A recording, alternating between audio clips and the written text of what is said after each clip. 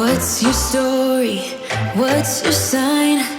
It's like we're twin flames in a different life. Deep connection lights a spark. It's like you know me in the depths of my heart. We're dreamers. Hi guys, welcome back. Thanks to all you guys that have recently subscribed. The channel's doing really well at the moment and I'm really pleased with that. I hope you like the new look to the channel, the new name, the new intro, and most of all its newest member, Sue. We've got a lot more exciting stuff to come. I've invested in a couple of more cameras to make filming a little bit easier and a little bit more interesting. As you know, I've recently bought a drone as well, so the channel isn't going nowhere. We're only going to expand and get better. We also have the first batch of stickers being printed right this very moment, so they will be with us soon. If you want some of those, nobody else has them, so yeah, they'll be with us probably next week sometime.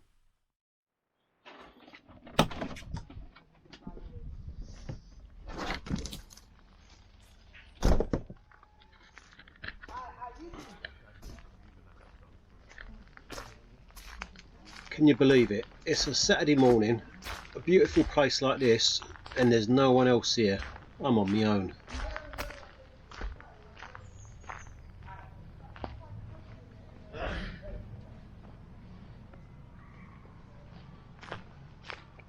So this is my park up for the weekend. I've been here before. I think I filmed it before. It's about an hour outside of London.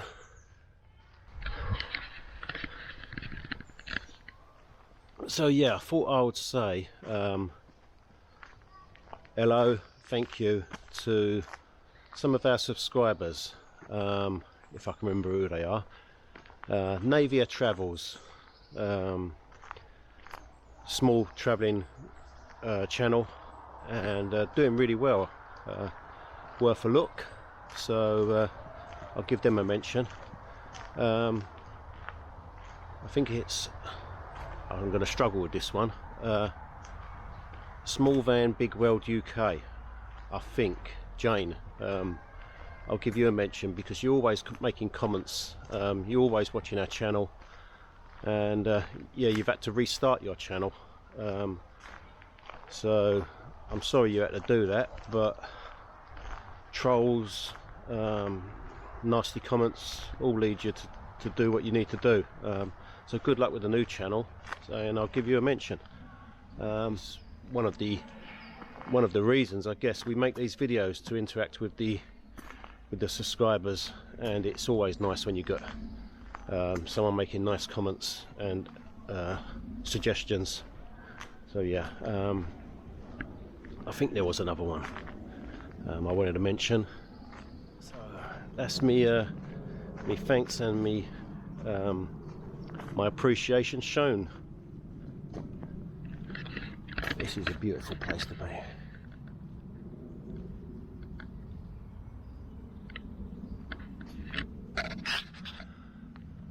And that was just a quick walk to, walk the dog. So just to get him out of the van and go to the toilet first thing in the morning. I'm going to go back, have a cup of tea, have something to eat, and then go for a stroll, and I'll talk a bit more.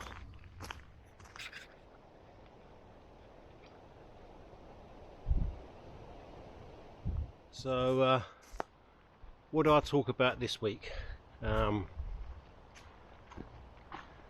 Let's see. Okay, park ups. Why don't see, this is why you guys need to leave comments so I know what to talk about. Why don't the full-timers share all their lovely park ups with you guys? Why don't we just put them all out there so that everyone can go these places, everyone can open their back doors and see the seaside? Shouldn't we be doing that? Well, a lot of the full-timers really dislike YouTubers putting out where the park ups are, and most of the full-timers will guard their prized park ups. Screen started to fade. I didn't know if I was still staying on. For the main reason, it pisses off the locals. And let me just show you this nice fallen tree on the path. Well, I thought it was a nice fallen tree. It's got like legs on it. It's like some sort of prehistoric dinosaur. I don't know, maybe I'm nuts. Yeah, so weekenders, people that have just bought a van, don't really appreciate the countryside, they all go park there, and it ruins it for the full-timers who have to stay there most nights or on regular basis. So that's why they hate giving out park ups, and they hate YouTubers giving out park ups as well. So I hope that clears that up, and that's why I haven't give out where this place is. I come here often. It's less than an hour's drive from London, so for me, there's a chair there, I'm going to just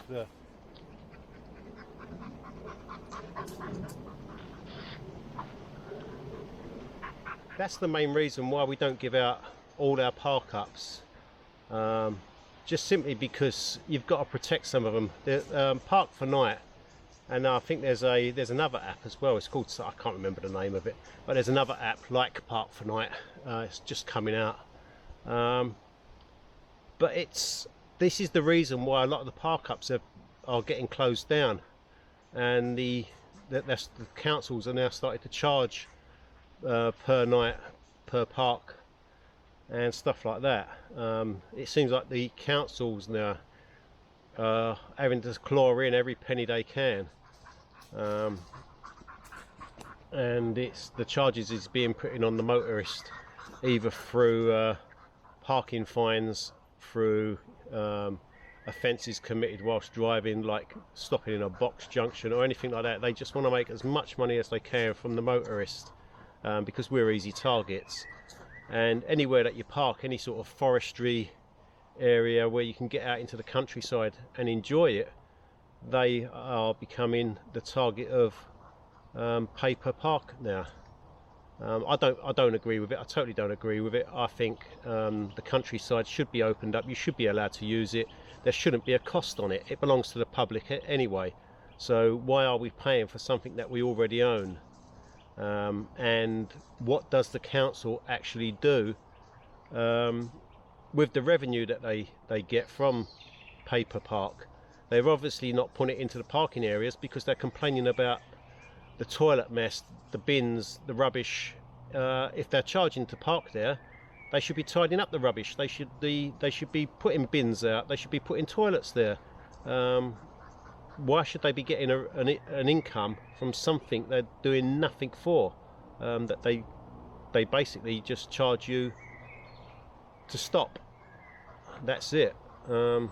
When you had that right anyway, that right is now being taken away. It's your given right to just sort of stop and enjoy the countryside, surely. That's my view anyway. Maybe you disagree with me. If you do, let me know. Put it in the comments. Again, use the community, spark up a chat there, tell us what you think. Anyway, let me carry on walking.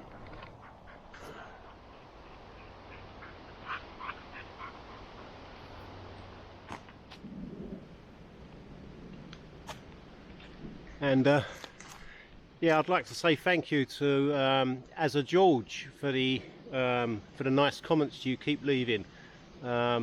Very much appreciated, mate.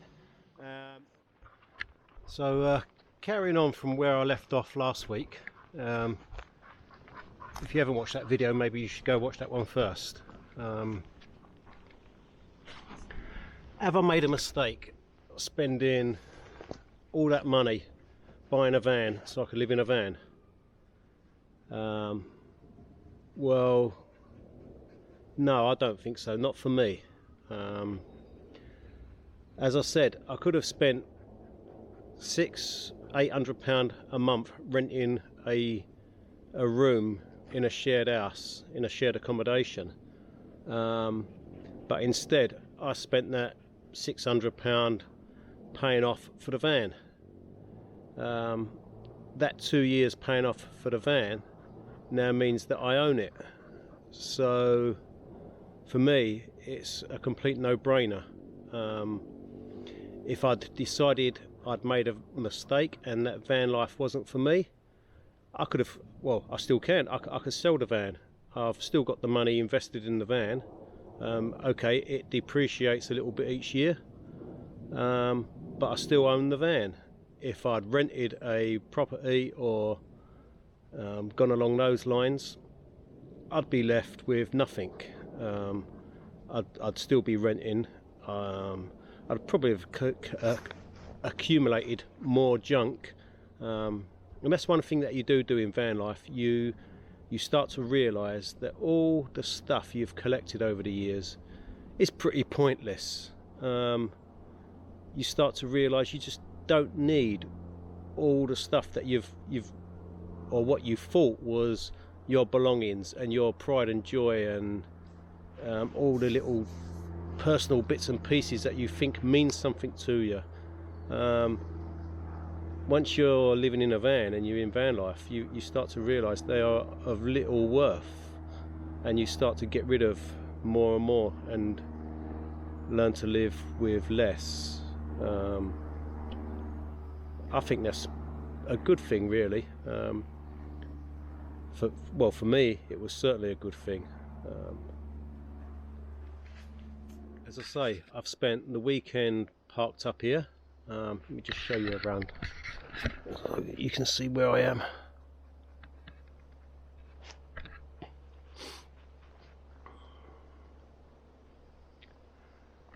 That's like that all the way around, 360, middle of a forest, middle of nowhere, and I've spent the weekend parked up here, living here. What other life could I have had? I could have lived in a room watching a TV, which would be pretty sad. So could anyone move in and start living van life? I guess so, yeah. I had an house, I had a family, I had the big TV, I had a motorbike, I had a car, all the stuff that normal people would own. I had a daily job, all the things that a normal family man would have, I had. And yeah, I appreciated it at the time, but when you don't have it no more, you realise that you don't really need accumulate in your life. And what does mean more is the time you spend enjoying your life. I don't really enjoy work, definitely not, and I've thought about different ways of getting out of working as much as I do. I don't mind working a bit to accumulate some money to travel and to enjoy myself, but I don't no longer want to spend all my time paying off bills, living or working to live, should I say. I want to be working to live and enjoy myself, if that makes sense. It does to me anyway. So yeah, that's another thing I was going to answer, or what I mentioned in the last chat, was, is a motorhome I think I did anyway, is a motorhome a good vehicle to buy as a full-time living van? Not really. They are mainly designed to be driven to and from campsites, plugged in, and they need a fair bit of modification to make them usable. They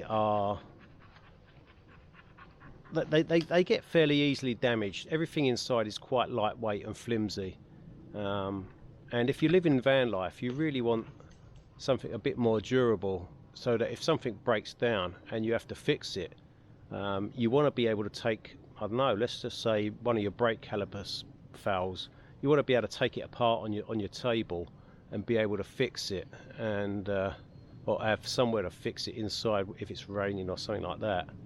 And you wouldn't really want to do that on 50 grand's worth of motorhome. So yeah, I don't think they are the ideal vehicle to use to live in van life.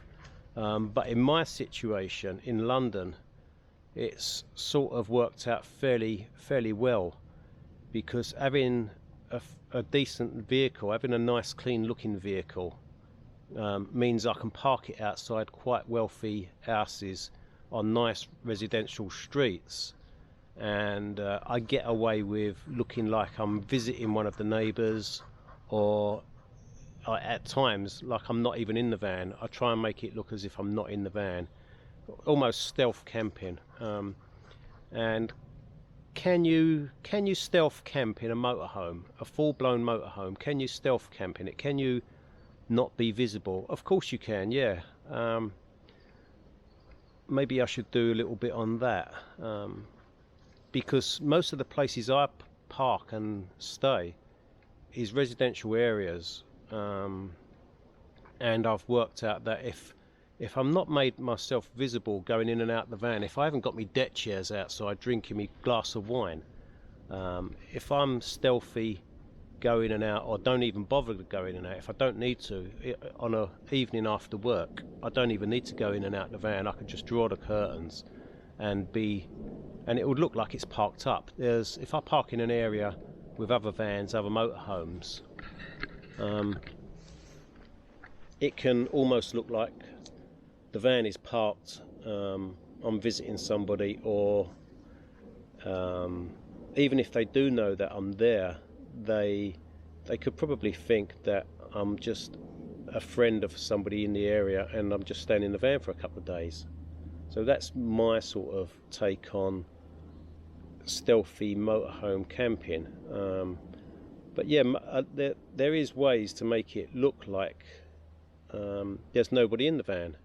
So yeah, maybe I'll do a little bit on that. I'll show you what I mean by that. I'll film a bit of footage to explain how I stealth camp in a full-blown motorhome. Okay, so I think that's where this video will go from here. Seems a reasonable way to go. So this is what I mean by stealth parking. As you can see, there's other motorhomes along the road, so mine won't stand out. What I'm hoping is that people just think that I'm visiting. And if you choose an area like this where there's other vans, then it won't look too conspicuous. At the moment there's a couple of vans missing. There's normally more vans down this road than there is at the moment, so people are actually out in their vans. There's a couple of more camper vans as well.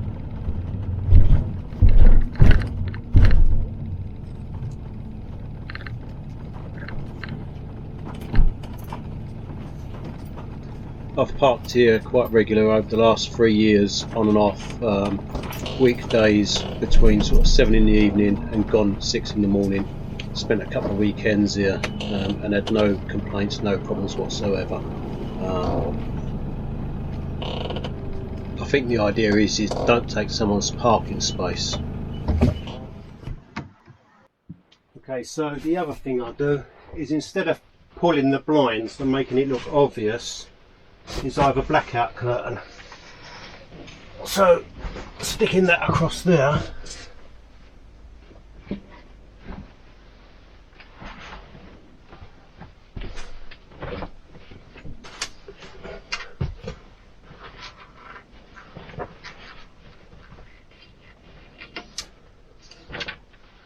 and that's as quick as it takes. Normally I would put the curtain down before I actually pull up and park, so that'll be pulled down from outside. Okay, so as you can see, with the blackout curtain down, with the blackout curtain down, I'll take you outside and show you what it looks like. Stay.